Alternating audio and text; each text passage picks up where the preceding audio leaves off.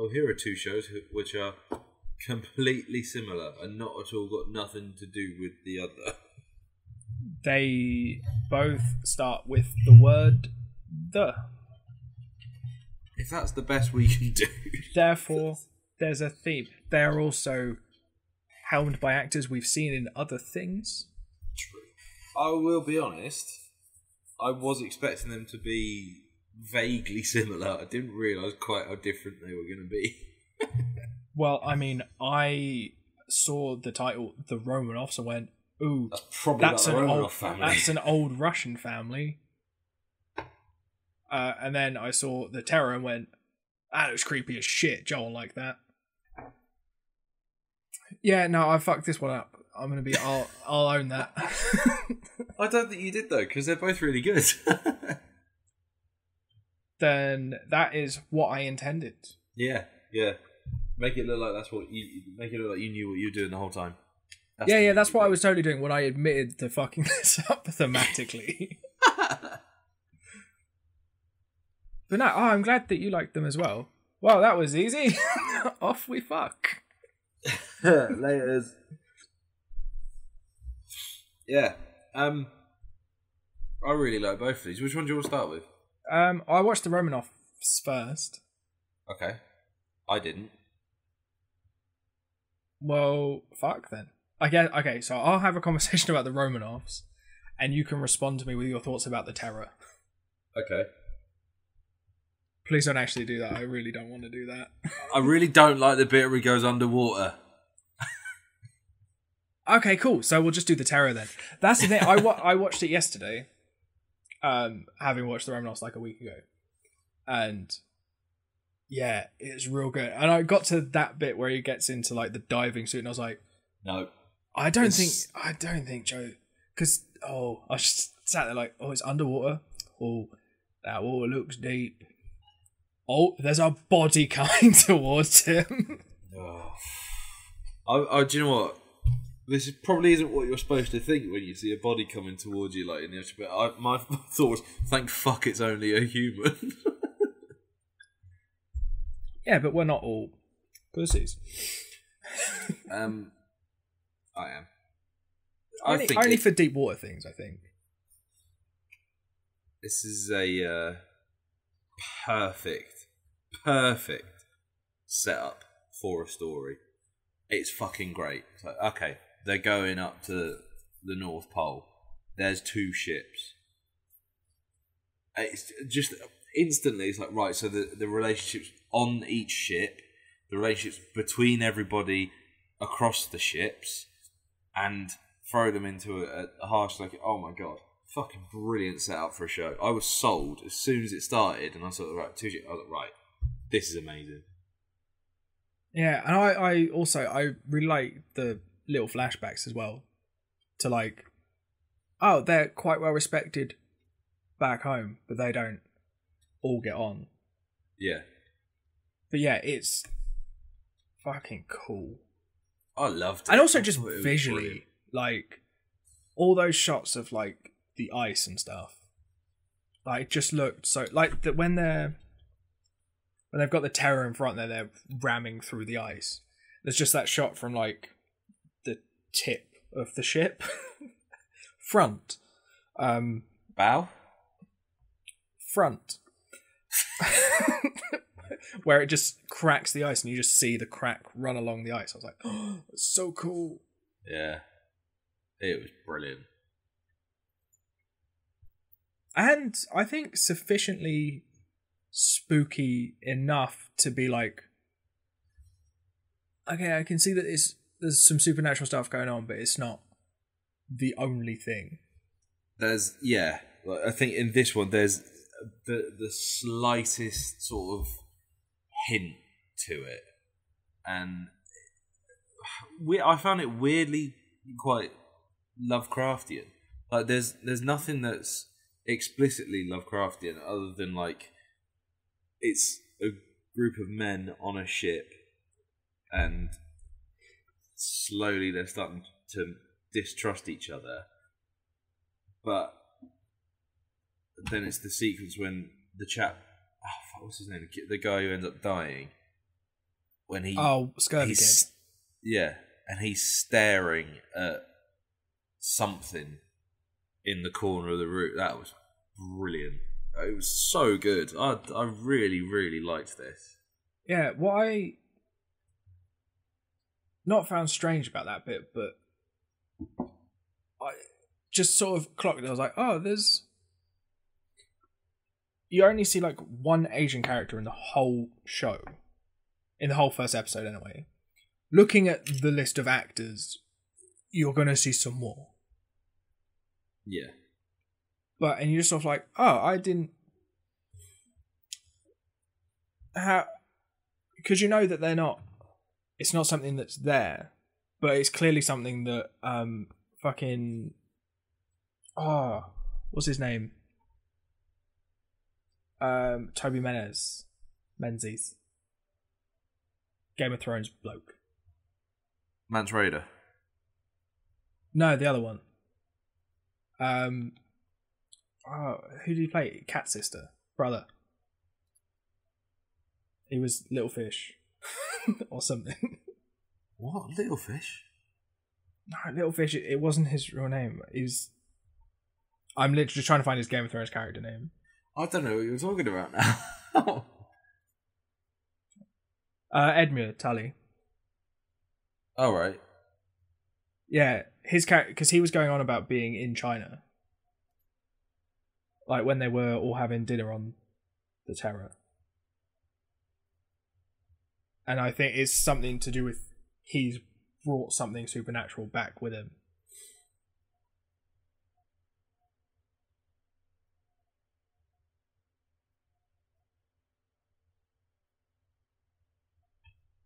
Yes. Fucking knew one of us was going to do it. I just cut that out.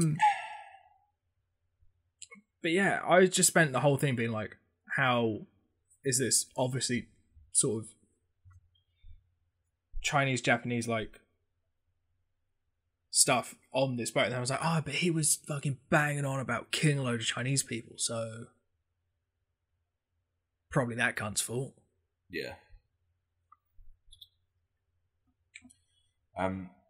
Doing a bit of extra reading as well. This says that the second series takes place during World War II and features a lot of Japanese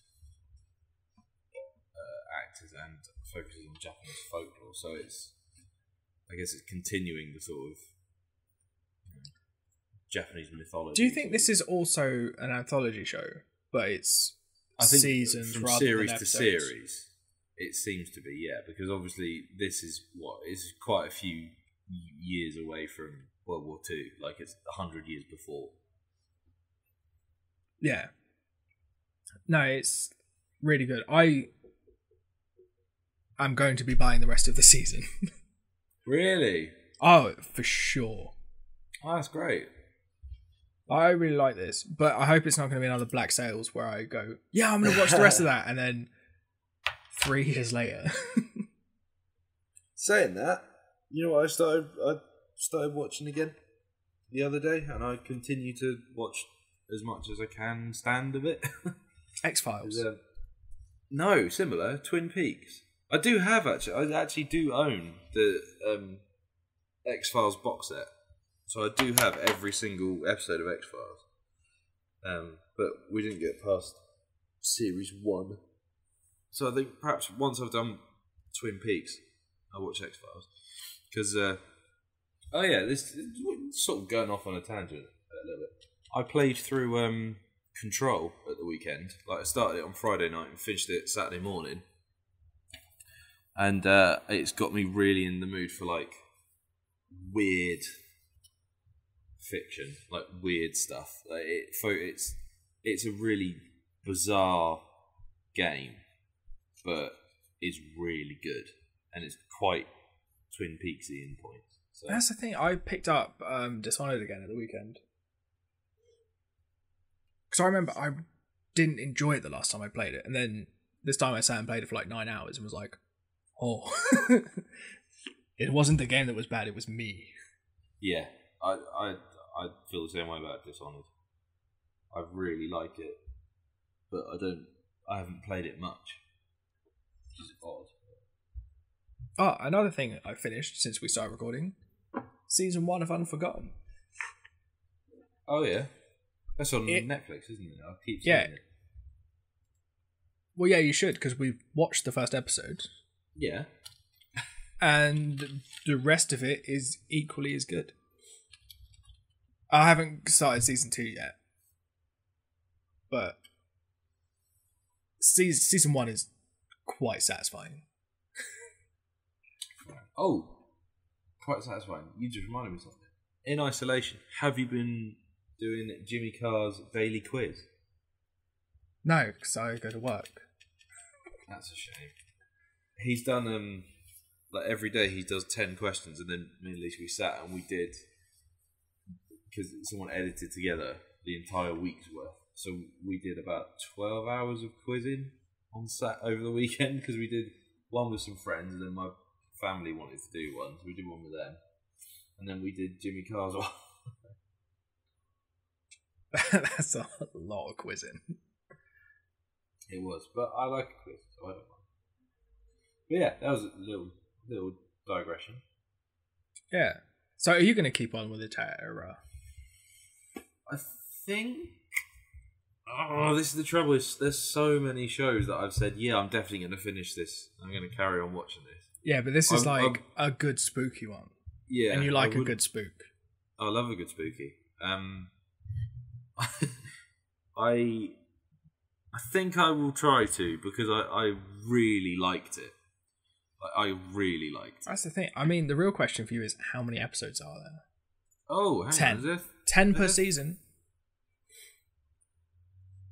Oh, True Terror with George. Okay, no, I thought there was a because on the wiki it says season 1 and then season 2, which is called Infamy, and then there's one called True Terror. So I went on that, and basically it's George Takei talking about like paranormal events that are supposed to have actually happened, but that's bullshit. So, wow. Yeah, I really liked it. I think I'm going to try watching more of it. Where is it? Yeah, it's one of those ones that's it like is real good. The thing is, I don't know what if after the first episode it's just not as enjoyable. The thing is, what? You broke up a little bit there. What if it's? I was just thinking, like, what if after episode 1 it's just less interesting? If like it's maybe cool to just leave it on that, like, well, I guess we'll never know. Well, I mean, it's you know what the end result is. Like, World War II. You know that no one survived. Like, they all die. The ship goes missing. That's it. No, because you see some of them. You know that one of the ships at least goes missing. Because you see...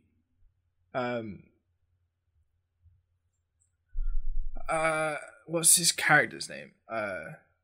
James. That's too much James in one name for me. You see him off, like, asking people if they've seen the captain of the Terror, and I think his commanding officer, like, out in the frozenness. So I guess maybe the Terror goes missing, and then they go looking.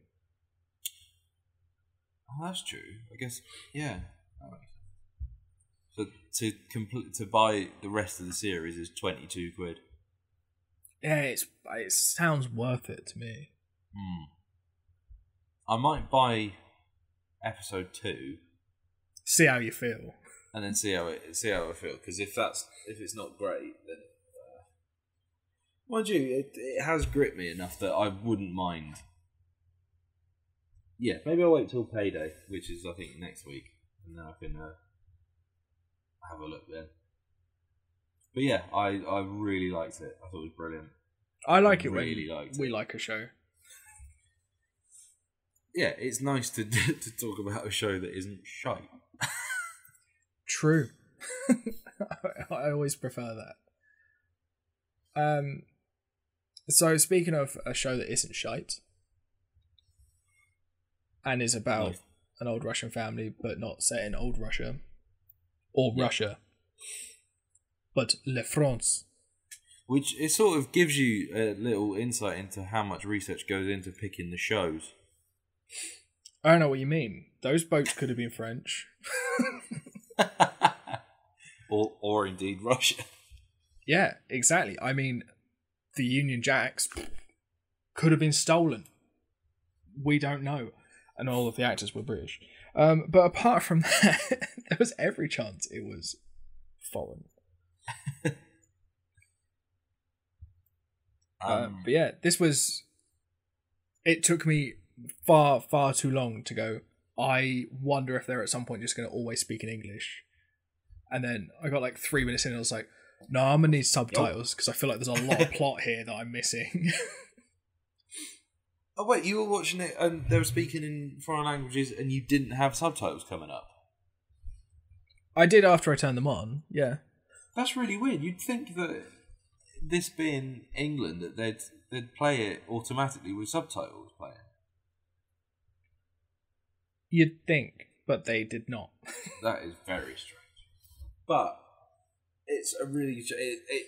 this is the thing, right? I spent ages thinking it was one thing and then realised it wasn't that thing. It was something entirely different. So this is what my thinking on the Romanoffs is.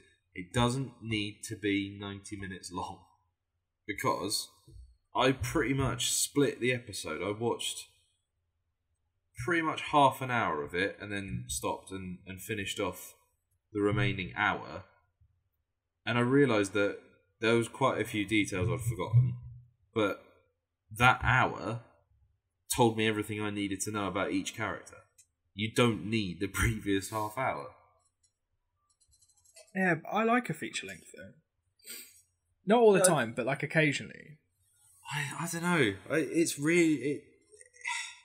I struggle when I see we've got a particular show coming up and it's a feature length episode. I'm a little bit like, oh, that's annoying, because at least if it's a 90-minute film, you're going to get some sort of resolution. With a 90-minute episode, you're not necessarily getting that. Even with Twin Peaks, it's like, for fuck's sake, get on. Unless it's the Romanoffs, because every episode different. Yeah, we like you say. I told you that just before we started recording, and you didn't actually know. I knew that. I knew that. These are anthology shows. They're just two different styles of anthology show. I think, actually, looking at it, there's certain cast members that do show up in more than one episode. Because in each episode is about someone who believes they're descended from the Romanoffs, who famously disappeared, were murdered. Did they disappear or were they straight up killed?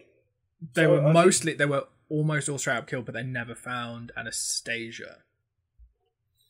I watched some documentaries about it. Or the I was going to say Disney. It's not Disney film, is it? Which animation studio did that? I have no idea. Not Disney though. But yeah, it's pretty much that sort of gist of the story, except it feels more like the sort of real life thing, because a lot of people have come forward as like, I am Anastasia. Really? I had absolutely no idea about this. Oh no, I fell into like a pit of, it was probably fucking true crime podcasts, and then I slipped into like a weird crimes podcast. And then it's like a weird military coup in Russia podcast.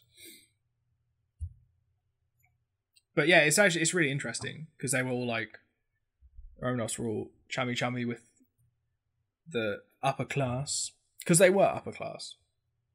Also, it was Tsar, I think. I don't think you can get much more upper class than Tsar. No, but then people were like, how about you're not Tsar anymore? And then he was dead. And so were his entire family. Like, they sat them, like at the opening of the show, they sat for a portrait and were killed. But they never found one body. Which is Yeah, it's a weird fucking story, but it's cool.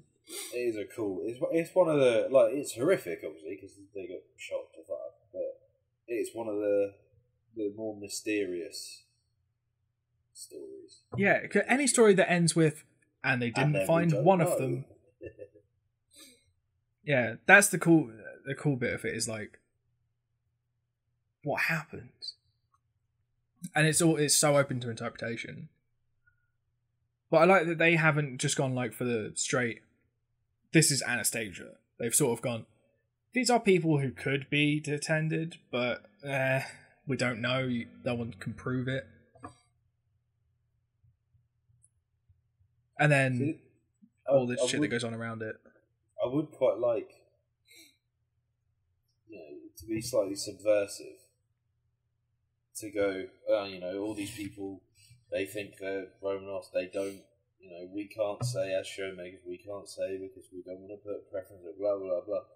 It would be cool if you then just had a definite, the show just goes, no, this is actually the real Romanoff. It's actually her. In the fiction of this show, this is the real one. I'd like that. That would be cool if like there was something definitive at the end of it. But I'm saying, it would also be cool if they all came together in one episode, like all of these... What, like the Avengers? Yeah. Well, the Avengers have a Romanoff. I don't see fucking... That's true. Don't see her on this list of characters. Oh my god, I've only just made that connection. That is quite lazy writing on Marvel's behalf, though, isn't it? It's just, what should you call that? Google, not Google, obviously, not back in those days, but look up in the phone book, Russian name. First one, Tsar's name. What was that? Romanoff. That'll do. I'll do. Well, we need a Russian sounding first name. Just call her Natasha, because we can shorten it and make her not really Russian anymore. Yeah, make her fucking ginger as well. But no, I really like the story in the episode is basically Harvey Dent falls in love with someone that his family doesn't approve of, that his girlfriend sort of doesn't approve of, and then they have like a one night stand and she gets pregnant. That's the story. Yeah, it took me ages to realise that, because it spent so long setting up those characters. I was like, there's no driving, there's no overarching thing. There's nothing here to be like, okay, well, this is this person, this is happening here, this is happening here. I was like, fucking, come on, let's get on with it. And then it finished, and I thought it was a really satisfying ending. And my actual thought was, oh, that'd be a good ending if it was just a film. And then I looked at the show notes. I was like, oh no, that is literally. Like, yeah, that's the thing. I got to the end and was like, what the fuck are they gonna do from here? Like, is the next episode just going to be the next generation? Which could have been cool. I mean, it would be weird for it to jump straight to Star Trek. Oh dear, that's a terrible joke. Well, isolation be doing weird things. It's sapped away your sense of humour. Yeah, like shave your flatmate's head. He asked me to. And Lisa has since given me a haircut, and now I'm not going out in public. So maybe that's why she did. She was like, "You're the type to like just go, oh fuck it, I'm going out." And then she's like, yeah. If I make him look a cunt, I make more than normal. To be absolutely fair, right? So it's like the bits that she's done with scissors, absolutely fine. There's no problem with that. It's just we couldn't figure out how you do a fade. And she was like, I watched 6 YouTube videos, and I'm still not 100%, so I leave it. So, and we did it all with my beard trimmer as well. So what we thought was a grade 2 actually is closer to a 0.5. So it's really short at the back. Yeah, that's the thing. Beard trimmers are not designed for head hair, as I found out the hard way by doing a whole fucking head with one. Oh, you did it with a beard trimmer as well? Yeah. Did you have to keep like stopping and yanking all the hair out because it kept getting clogged? No, I just kept fucking going. It wasn't my head I was hurting. But no, I made that boy look like a cancer patient. Yeah. And then he kept getting people say like, you look like you've just come out of chemo, and I was like, fucking yes! That's what I was going for. But yeah, none of the Romanoffs died in this episode. Apart from all of them at the start. Yeah, oh, well, apart from that, I guess. In July 2019, Amazon announced they have no plans for a second season. I wonder if it does all wrap up. But yeah, I've reading like the bits about the other episodes. They do sound quite interesting. There's one about a woman who's a compulsive liar, and apparently she's confronted with every lie she's ever told. That sounds interesting. And they're all over the place as well. They're set everywhere. Yeah, there's one in London. Oh yeah, London. That's the thing. It's like really, it's really cool to use like such a sort of quite well-known story as a jump-off point. Yeah. To then do something that has kind of happened in reality anyway, with people claiming to be descended from the Romanoffs. But then to just use it to tell like these really sort of small, intense stories. And then at the end just go, right, what's next? The when I said like I thought it was one thing and it turns out it was something completely different. At the end, it turns into like almost a romantic comedy. Like the end is almost slapstick when his girlfriend is going absolutely nuts. And then the music's all like, and she nicks the fake egg and fucks off with it. And the music's like, hee hee hee, plink plonk, everything's going to be fine. So that took me a while to be like, oh, okay, I guess this is what this is now. But I really liked it. But the trouble is, because in the back of my head, I'm like, this is called the Romanoffs. This is going to be shady as fuck. I didn't trust him at all when he starts talking to Haja like. I 100% thought he was going to kill someone. Yeah. Like when he went to the toilet and he would come back like, listen. Yeah, I thought he was going to the toilet to flip a fucking coin. You know what's mad, right? This is something that I think about probably once a week. Is that, you know, in The Dark Knight? Yeah. There's a bit where Harvey Dent, he's just been burnt. He's in hospital. And the Joker goes to visit him. The Joker's dressed up as a nurse, right? And Harvey Dent only realises it's the Joker when he pulls the mask off his face. And it's like, you can see his fucked up eyes and the makeup and everything. And he pulls the mask down and that's when he reacts. He's like, what? Also, like, the doctors in Gotham are fucking wizards to be able to make him... like, not be in horrific pain the entire time. With half his face missing. But still, like, a perfect set of teeth. Oh, yeah. Well, I think... I don't know if you know, teeth are impervious to flames. I have not noticed that, and I'm worried about how you know that. Well... I suppose it explains the first wife. We don't talk about Anastasia. She's from Russia. Oh, I see. That's the thing. I quite liked Anushka's like pretty much like 180 on how much she hates Muslims. Like sort of about halfway through, and it was just like she was like, "Oh, you just give a shit about me. You can have my house when I die." I think it's implied that well, I feel like it should be quite a long time between her hiring Haja and they're not just giving her the flat. But it seems like, because it's during their holiday, it's like, what was this, a week? 2 weeks? Yeah. So in 1 week, no, because it's... I really don't like you, and then 7 days later, yeah, do you want this? Do you want this place? I think, no, it's because 100%, like, she was there when Anushka collapses in the park, and then when she was trying, she got Hajar to, like, call Greg. What's really cool is all these people have, like, apart from Greg and Sophie, have, like, quite sort of exotic names. And it's just like, yeah, so Anushka's grandson, Greg. She calls him something else, though. She calls him Grisha. Yeah, it's because she wants him to be Russian, but he's just a filthy American. Yeah, disgusting. But, I mean, it was nice for him to get away from Gotham before it sort of ripped half his face off. But the thing, I really like that the real story is that just Greg wants a kid.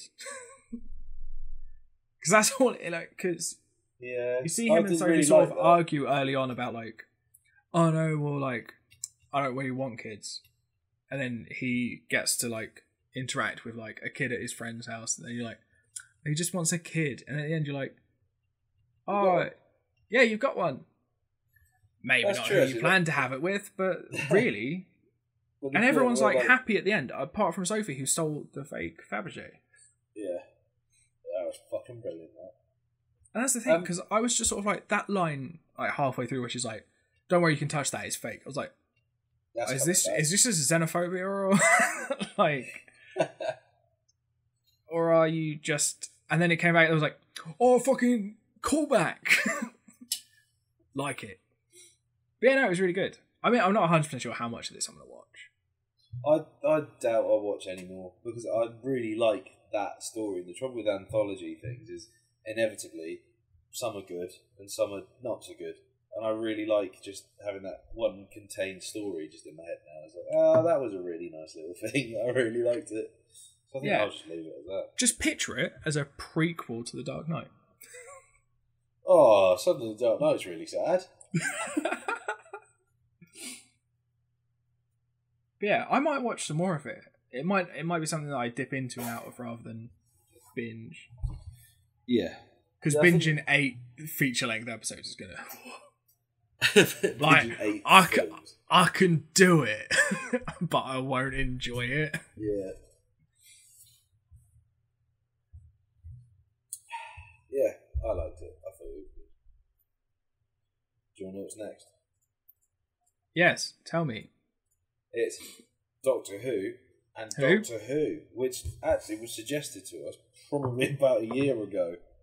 I think it's our only ever listener interaction. And I was like, oh shit, that makes sense. So we put it on. Chances are that person now no longer listens. You never know. I'll just email him and be like, we did the thing you asked us to. Please return. But yeah, Doctor Who.